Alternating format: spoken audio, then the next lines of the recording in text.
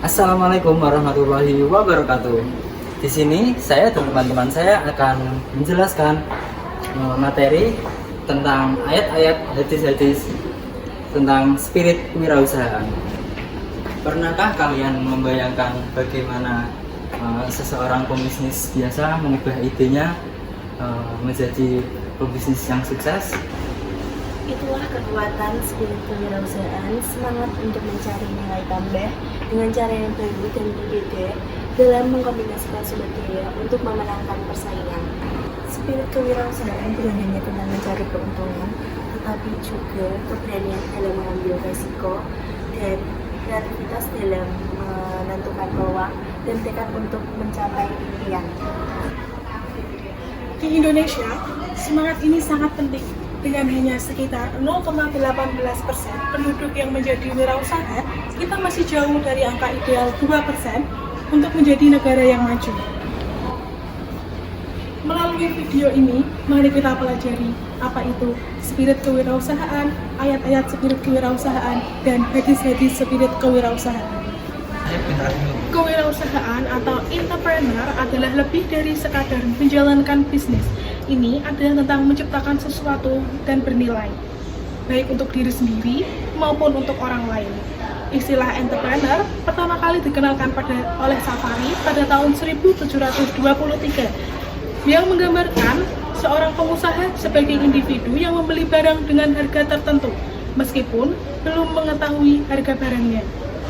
Menurut Oxford Advanced Learners Dictionary, istilah spirit mencakup berbagai makna seperti jiwa, roh, arwah, semangat, dan serta moral dan tujuan yang mendalam.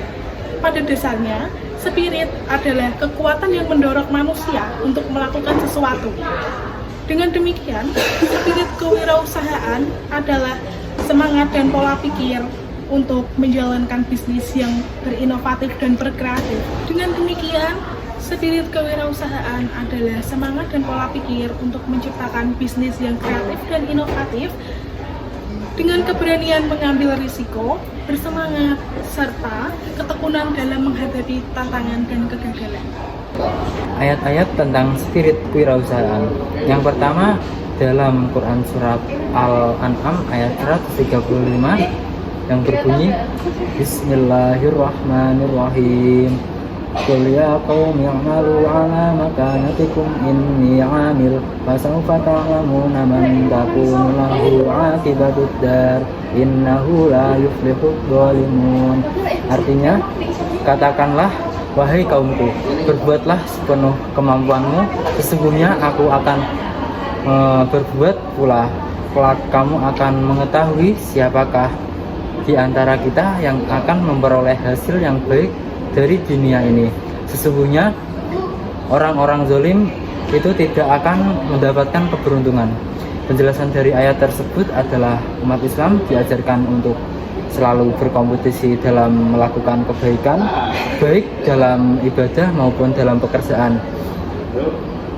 Dengan adanya kompetisi yang sehat, mereka akan termotivasi untuk terus meningkatkan kuantitas dan kualitas ibadah serta etos kerja mereka.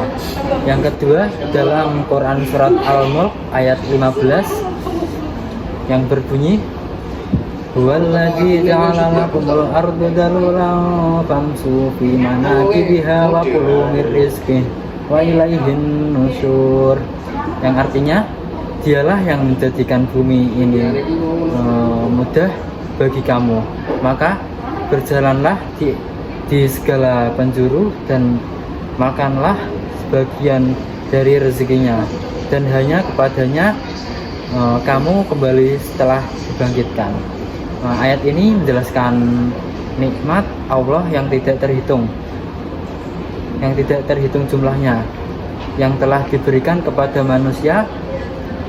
Allah menciptakan bumi dan menjadikan mudah diakses, sehingga manusia dapat memanfaatkan segala yang ada di dalamnya untuk memenuhi kebutuhan hidup mereka.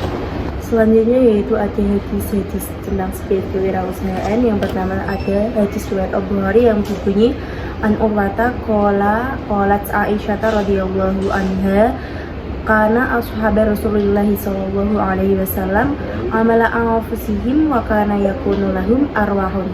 Rawahul Bukhari, yang artinya dari Urwah berkata, Aisyah radhiyallahu anha berkata, para sahabat Rasulullah sallallahu alaihi wasallam adalah pekerja untuk diri mereka sendiri dan mereka mempunyai etos kerja. Rasulullah mendorong umatnya untuk giat bekerja dan berwirausaha karena cara ini dianggap yang terbaik untuk memenuhi kebutuhan hidup mereka. Rasulullah mendorong umatnya untuk giat bekerja dan berwirausaha karena cara ini dianggap yang terbaik untuk memenuhi kebutuhan hidup mereka. Contoh yang baik yang dapat kita lihat dari Nabi Dawud alaihissalam adalah yang juga bekerja keras dan mengandalkan hasil jerih payahnya sendiri untuk mencukupi kebutuhan hidupnya.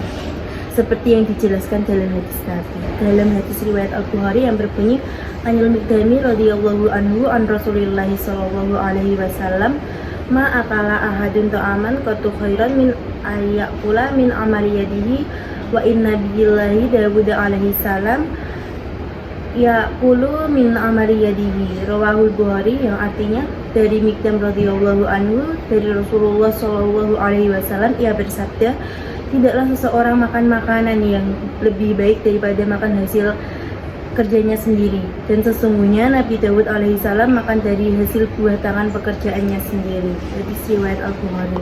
Dengan demikian Rasulullah mengingatkan umatnya untuk tidak menjadi lemah, malas, penakut ataupun kikir.